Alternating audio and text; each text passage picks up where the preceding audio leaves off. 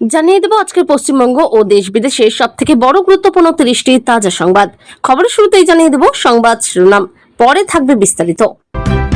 অন্নপূর্ণা ভান্ডারের টাকা তুলে বিজেপি নেতার সঙ্গে পালালো স্ত্রী, পুলিশের দ্বারস্থ হলেন স্বামী। পশ্চিমবঙ্গকে 40,000 কোটি দেওয়া হয়েছে, আরো 60,000 কোটি দেওয়া হবে, শুভেন্দুকে বাংলায় লেখা চিঠিতে উল্লেখ মোদির। সংখ্যালঘু সেলের সভাপতির পদ ছাড়লেন ইটাহারের তৃণমূল বিধায়ক মোশাররফ হোসেন, বিদ্রোহী শিবিরে যোগদানের জল্পনা। দ্রুত অ্যাম্বুলেন্স ডাকুন, বিহারের স্বাস্থ্যমন্ত্রীর যোগাসন দেখে হেসে খুন নেটিজেনরা। 40 কোটির অফারেই মমতার সঙ্গে বিশ্বাসঘাতকতা, মহুয়ার মন্তব্য নিয়ে মানহানির মামলার চিন্তাভাবনা কাকলি শতাব্দীদের। জাতীয় সড়কের উপর দাঁড়িয়ে থাকা ট্রাকে ধাক্কা সরকারি বাসের, মৃত্যু অন্তত 5, আহত আরো 21, চাঞ্চল্য ময়নাগুড়িতে। পক্ষে দাঁড়ালো না কোনো আইনজীবী, পুলিশ হেফাজতে জাহাঙ্গীরের স্ত্রী রেজিনা। 25 লক্ষ টাকা ঋতব্রত নিয়েছে নিজে বিধায়ক হওয়ার জন্য, সন্দীপন সাহাকে বিপ্লবী বলে কটাক্ষ কুণাল ঘোষের। এটাই আমার পরিচয়, বোরখা খুলতে বলতেই গর্জে উঠলেন নিট পরীক্ষার্থী। কলকাতা থেকে দিল্লি ফিরে বিমানবন্দরে 45 মিনিট দাঁড়িয়ে মোদি, নেপথ্য কারণ নিট পরীক্ষার্থীরা। যন্তর মন্তর দ্রুত খালি করুন, আর সময় দেওয়া হবে না, ককরোচ জনতা পার্টির বিক্ষোভকারীদের হুঁশিয়ারি দিল পুলিশ। পুত্রবধূকে রাস্তায় মারধর, গ্রেপ্তার গাইঘাটা পঞ্চায়েত সমিতির সভানেত্রী, চলল ডিম থেরাপি। টিএমসির কোষাগার থেকে কি 150 কোটি উধাও, অভিষেকের চার্টার্ড বিমান নিয়ে তুঙ্গে বিতর্ক। জামাই ষষ্ঠী সেরে আর বাড়ি ফেরা হলো না জামাইয়ের, নদিয়ায় শ্বশুরবাড়িতে গিয়ে মর্মান্তিক পরিণতি বর্ধমানের যুবকের। প্রতীক ছেড়ে জিতে দেখান, বিদ্রোহীদের তোপ তৃণমূল সাংসদ মহুয়া মৈত্রের, পাল্টা দিলেন জগদীশ বসুনিয়া। লক্ষ লক্ষ টাকা নিয়েও চাকরি দেননি, এবার প্রতারণার মামলায় নাম জড়ালো অভিষেকের আত্মসহায়ক সমিতির। 100 দিনের কাজে জব কার্ড নিয়ে দুর্নীতি, সুপারভাইজারকে আটকে রেখে বিক্ষোভ নন্দীগ্রামে। আলিপুরদুয়ারে অঝোর বৃষ্টিতে সেতু রেলিং ভেঙে নদীতে পড়ল ট্রাক, মৃত 2, টয় ট্রেন চলার সড়ক বন্ধই। উত্তরবঙ্গে ভারী বর্ষণ চলবে, সস্তা হবে পেট্রোল ডিজেল, এবার বড় ইঙ্গিত কেন্দ্রীয় মন্ত্রীর। মাঠে গরু আনতে গিয়ে বাজ পড়ে মৃত্যু সিভিক ভলেন্টিয়ারের।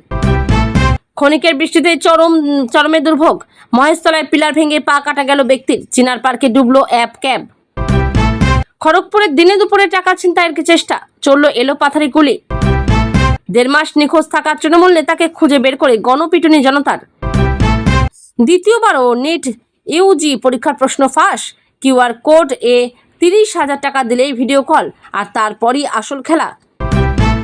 দীঘায় স্পিড বোটের ধাক্কায় পর্যটকের মৃত্যু, অনির্দিষ্টকালের জন্য বন্ধ সমস্ত ওয়াটার স্পোর্টস।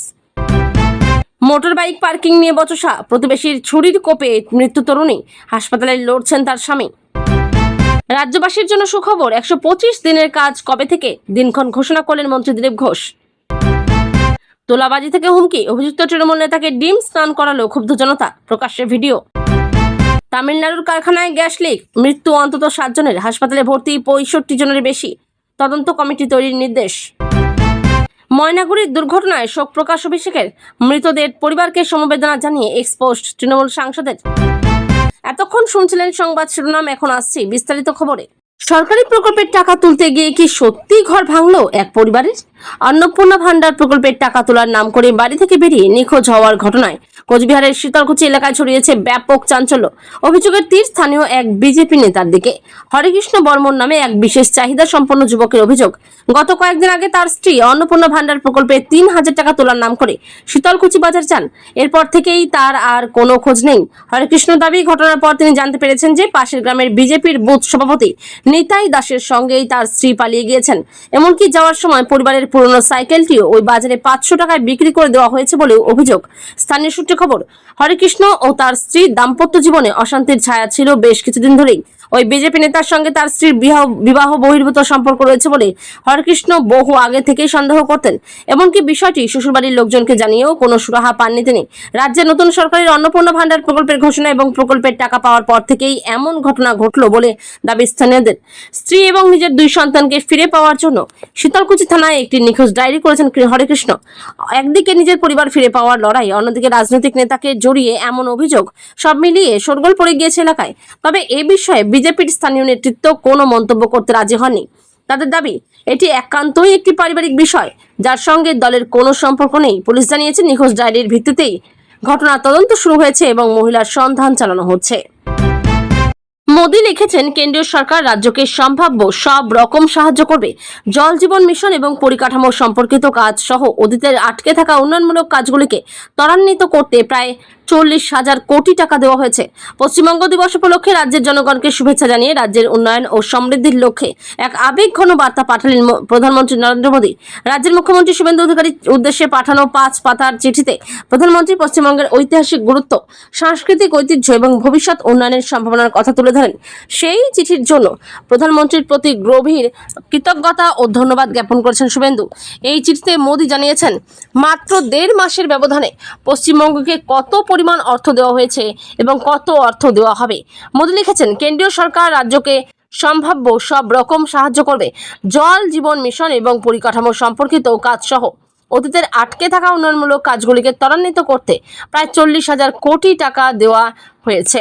তিনি আরও লিখেছেন, রেলের উন্নয়নের জন্য প্রায় 15,000 কোটি টাকা বরাদ্দ করা হয়েছে এবং 60,000 কোটি টাকা বরাদ্দ প্রক্রিয়াধীন রয়েছে।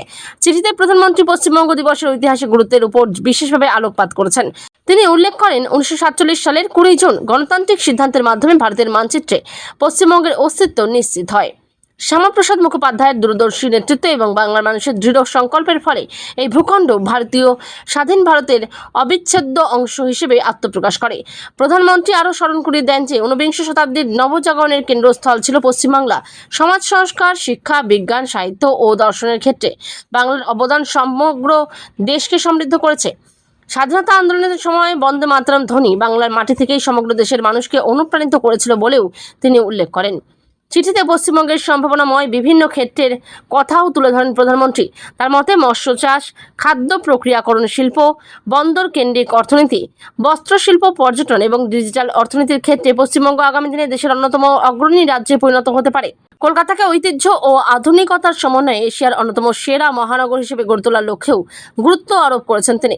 গ্রামীণ অর্থনীতির উন্নয়নের জন্য কৃষকদের ক্ষমতায়ন, আধুনিক সেচ ব্যবস্থা গড়ে তোলা এবং ফসলের বহুমুখীকরণের উপর জোর দেওয়ার কথাও উল্লেখ করেছেন প্রধানমন্ত্রী।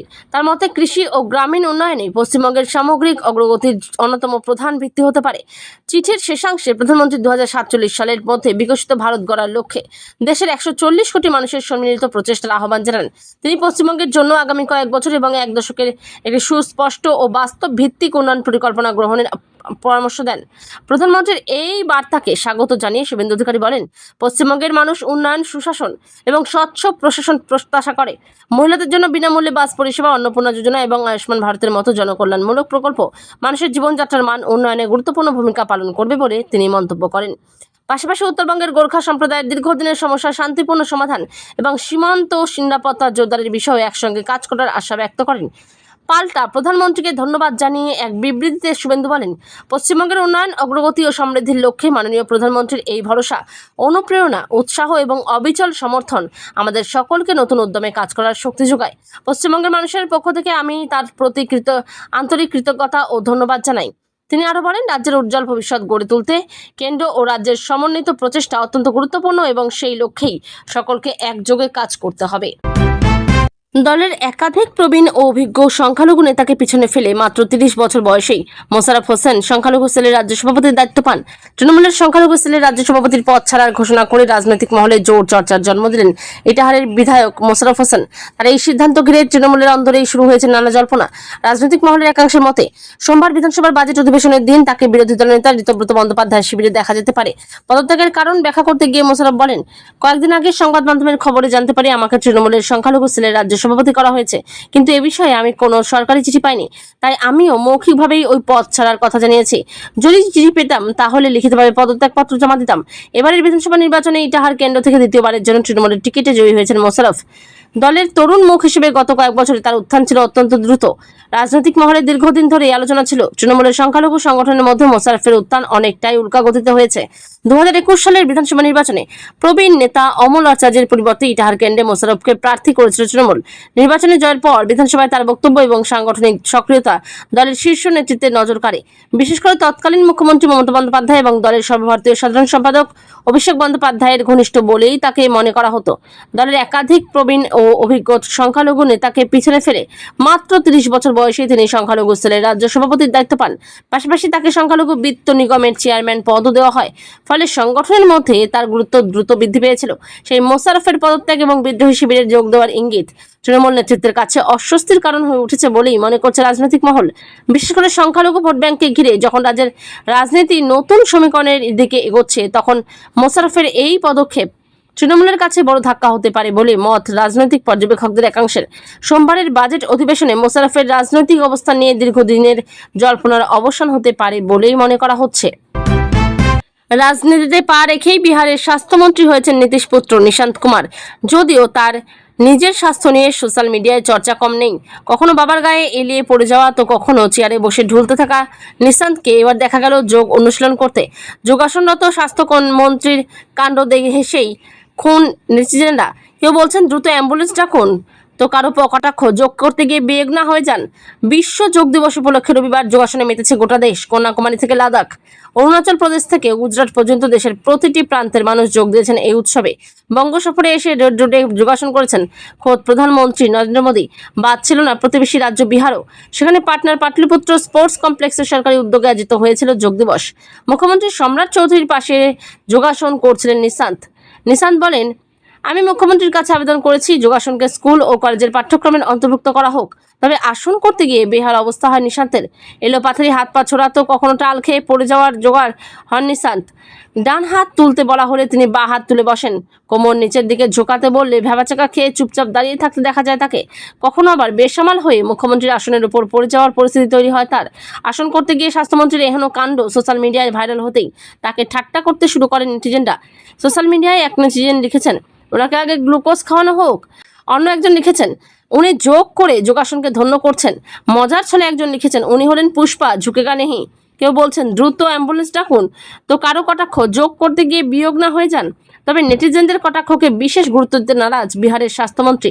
যোগাসন পর্ব কোনো মতে সারার পর সংবাদ মাধ্যমে মুখোমুখি হয়ে নিশান্ত বলেন, আমি মুখ্যমন্ত্রীর কাছে আবেদন করেছি যোগাসনকে স্কুল ও কলেজের পাঠ্যক্রমের অন্তর্ভুক্ত করা হোক।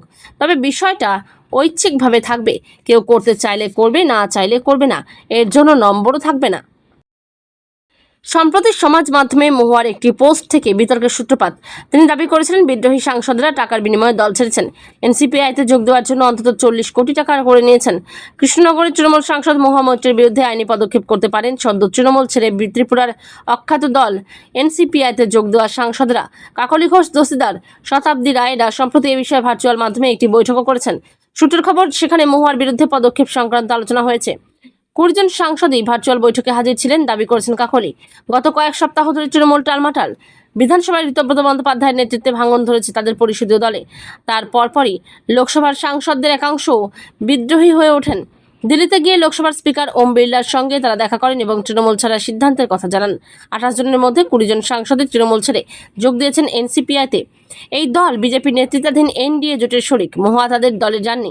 তিনি মমতা বন্দ্যোপাধ্যায়, অভিষেক বন্দ্যোপাধ্যায়ের সঙ্গে রয়েছেন। দলত্যাগীদের বিরুদ্ধে গত কয়েকদিন ধরে একের পর এক তোপ দাগছেন কৃষ্ণনগরের সাংসদ। সম্প্রতি সমাজ মাধ্যমে মহুয়ার একটি পোস্ট থেকে বিতর্কের সূত্রপাত। তিনি দাবি করেছিলেন বিদ্রোহী সাংসদরা টাকার বিনিময়ে দল ছেড়েছেন। এনসিপিআইতে যোগ দেওয়ার জন্য একজন অন্তত 40 কোটি টাকা করে নিয়েছেন বলে দাবি করেন মহুয়া। সম্প্রতি মহারাষ্ট্রে উদ্ধব ঠাকরের শিবসেনা দলেও কয়েকজন সাংসদ বিদ্রোহী হয়েছেন। উদ্ধবের হাত ছেড়ে তারা বিরোধী একনাথ শিন্দের শিবিরে যোগ দিতে চলেছেন বলে গুঞ্জন। তাদের বিরুদ্ধে 15 কোটি টাকা করে নিয়ে বিশ্বাসঘাতকতার অভিযোগ তোলেন উদ্ধব গোষ্ঠীর সঞ্জয় রাউত। সেই পোস্টটি শেয়ার করে মহুয়া তৃণমূলের বিদ্রোহীদের বিরুদ্ধে তোপ দাগেন। লেখেন, মাত্র 15 কোটি? এত সস্তায় কেন যাচ্ছেন? আমার বিশ্বাস আমাদের সাংসদরা 4 কোটি টাকা করে অগ্রিম নিয়েছেন, বাকি 36 মাসের জন্য 1 কোটি করে নিচ্ছেন। অভিযোগ, সংবাদ মাধ্যমের সামনে দল ত্যাগীদের সম্পর্কে অবমাননাকর মন্তব্য করেছেন তিনি। তৃণমূলের টিকিটে জিতে বিজেপির সঙ্গে হাত মেলানো সাংসদদের বিরুদ্ধে একের পর এক তোপ দেখেছেন। তার মন্তব্যগুলি বিবেচনা করে এবার আইনি পদক্ষেপের পথে হাঁটতে চলেছে এনসিপিআই শিবির। এ প্রসঙ্গে বিদ্রোহীদের অন্যতম নেত্রী তথা বীরভূমের সাংসদ শতাব্দী রায় বলেন, আমরা মহুয়া মৈত্রের বিরুদ্ধে আইনি পদক্ষেপ করার বিষয়ে ভাবনা চিন্তা করছি। আপাতত এটুকুই বলতে পারবো। সূত্রের খবর, মানহানির মামলাও করা হতে পারে মহুয়ার বিরুদ্ধে। তৃণমূলের এই বিদ্রোহী সাংসদদের তালিকা রয়েছেন সুদীপ বন্দ্যোপাধ্যায়, দেব সায়নী ঘোষ, রচনা বন্দ্যোপাধ্যায়, জুন মালিয়া, ইউসুফ পাঠান, বাপি হালদার, প্রসূন বন্দ্যোপাধ্যায়, মালা রায়, শর্মিলা সরকার, জগদীশ বর্মা বসুনিয়া, অসিত মাল, কালীপদ সোরেন, আবু তাহের খান, খলিলুর রহমান, পার্থ ভৌমিক প্রমুখ। ঘটনার নজরে আসতেই স্থানীয়রা এসে উদ্ধার কাজে হাত লাগান। বাসের জানলা ভেঙে যাত্রীদের বার করে আনা হয়। প্রাথমিক চিকিৎসার পর যাদের অবস্থা আশঙ্কাজনক তাদের স্থানান্তরিত করা হয় জলপাইগুড়ি মেডিকেল কলেজ ও হাসপাতালে। দাঁড়িয়ে থাকা এক ট্রাকের পিছনে সজোরে ধাক্কা মারল এক সরকারি বাস। জলপাইগুড়ির ময়নাগুড়ি জাতীয় সড়কের ওপর এই দুর্ঘটনায় অন্তত 5 জন যাত্রীর মৃত্যু হয়েছে বলে খবর। আরও 21 জন যাত্রী গুরুতর জখম অবস্থায় হাসপাতালে ভর্তি। তাদের মধ্যে বেশ কয়েকজনের অবস্থা আশঙ্কাজনক, ফলে মৃতের সংখ্যা বাড়তে পারে বলে আশঙ্কা। ঘটনায় শোক প্রকাশ করেছেন মুখ্যমন্ত্রী শুভেন্দু অধিকারী, করেছেন আর্থিক সাহায্যের ঘোষণাও। দুর্ঘটনাটি ঘটেছে 27 নম্বর জাতীয় সড়কের উল্লা ডাবরি এলাকায়। স্থানীয় এবং পুলিশ সূত্রে জানা গিয়েছে রবিবার শিলিগুড়ি থেকে কোচবিহারগামী একটি যাত্রীবাহী সরকারি বাস জাতীয় সড়কের ওপর দাঁড়িয়ে থাকা এক ট্রাকে ধাক্কা মারে। সংঘর্ষের অভিঘাত এতটাই ছিল যে বাসটির সামনের অংশ পুরো দুমড়ে মুচড়ে গিয়েছে। ঘটনার নজরে আসতে স্থানীয়রা এসে উদ্ধার কাজে হাত লাগান।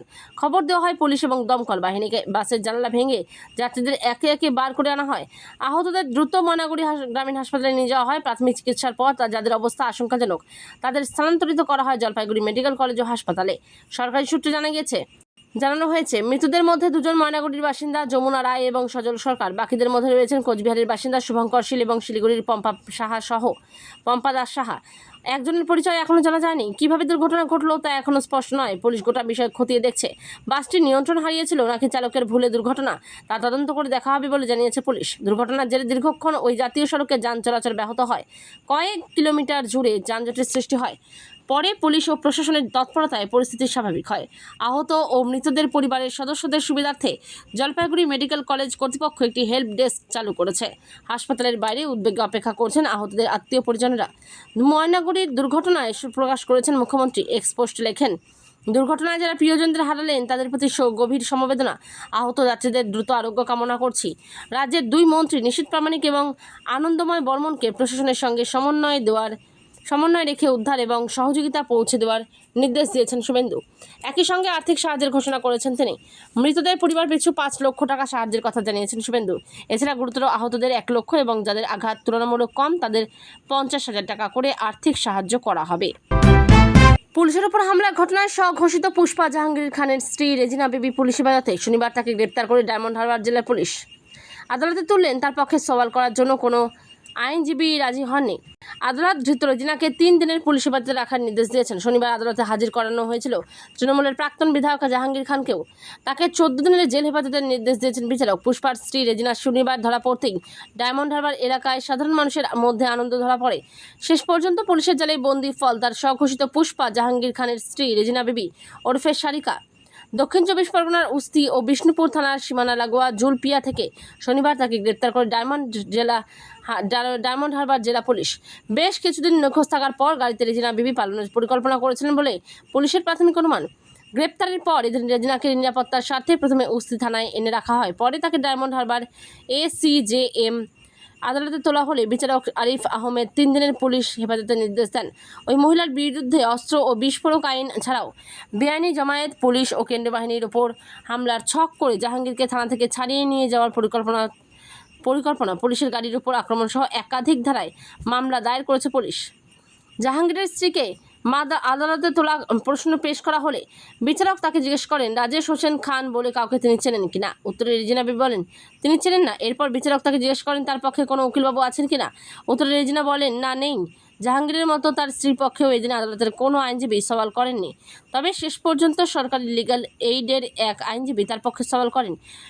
শুনানি শেষে রেজিনার জামিনের আবেদন খারিজ করে বিচারক তাকে পুলিশ হেফাজতে পাঠান। এদিকে রেজিনাকে আদালতে নিয়ে যাওয়া আসার মাত্র কিছুক্ষণ আগেই 6 দিনের পুলিশ হেফাজত শেষে জাহাঙ্গীর খানকেও ডায়মন্ড হারবার ACJM আদালতে নিয়ে আসা হয়। বিচারক আরিফ আহমেদ তাকে 14 দিনের জেল হেফাজতের নির্দেশ দেন। আগামী 4 জুলাই পরবর্তী শুনানি। তবে 21-এর ভোট পরবর্তী সন্ত্রাসের মামলার সঙ্গে জাহাঙ্গীরের বিরুদ্ধে আরও 3টি পৃথক মামলা যুক্ত করেছে পুলিশ। সে কারণেই জেল হেফাজত চলাকালীন জাহাঙ্গীরকে শোন অ্যারেস্ট দেখিয়ে ফের গ্রেপ্তার করে আদালতে পেশ করতে পারে বলে পুলিশ সূত্রে জানা গিয়েছে। তৃণমূলের ব্যাংক অ্যাকাউন্ট বিতর্কে এবার ঋতব্রত বন্দ্যোপাধ্যায় এবং সন্দীপন সাহাকে নিশানা বেলেঘাটার তৃণমূল বিধায়ক কুণাল ঘোষের। দলের অ্যাকাউন্ট থেকে 25 লক্ষ টাকা খরচ করেছেন ঋতব্রত ও সন্দীপন খরচ করেছেন 27 লক্ষ টাকা দাবি করছেন কুণাল ঘোষ। ঋতব্রত বন্দ্যোপাধ্যায়কে কটাক্ষ করেছেন কুণাল ঘোষ। তিনি বলেন 26 লক্ষ টাকা একজন প্রার্থী বিধায়ক হওয়ার জন্য নিজের প্রচারে 25 লক্ষ টাকা খরচ করেছেন। আর তার সই করা তার দেওয়া তথ্য অনুযায়ী তৃণমূল কংগ্রেসের অ্যাকাউন্ট থেকে HDFC ব্যাংক থেকে RTGS হয়েছে 25 লক্ষ টাকা। খাত দেখানো হয়েছে পার্টির ডোনেশন। যে অ্যাকাউন্ট নিয়ে অভিযোগ, সেই অ্যাকাউন্টগুলো থেকে 25 লক্ষ টাকা ঋতব্রত নিয়েছেন নিজে বিধায়ক হওয়ার জন্য। এরপর কুণালের তীক্ষ্ণ নিশানায় সন্দীপন সাহা। বেলেঘাটার তৃণমূল বিধায়ক বলেন, দ্বিতীয় আর এক বিপ্লবী সন্দীপন সাহা। সন্দীপন সাহা মোট খরচ করেছেন 27,01,372 টাকা মোট। তার এফিডেভিটে লেখা আছে, সন্দীপন সাহা খরচ করেছেন 27,01,000 টাকার বেশি এনক্লিন নির্বাচনে। তার মধ্যে 25 লক্ষ টাকা ওই অ্যাকাউন্ট থেকে এসেছে। পার্টির টাকায়, পার্টির প্রতীকে মমতা বন্দ্যোপাধ্যায়ের মুখ দেখিয়া তোমরা ভোট করেছো, পার্টির টাকায় ভোট করেছো। আজ তুমি বলছে ওই অ্যাকাউন্টে পুলিশ ব্যবস্থা নিক।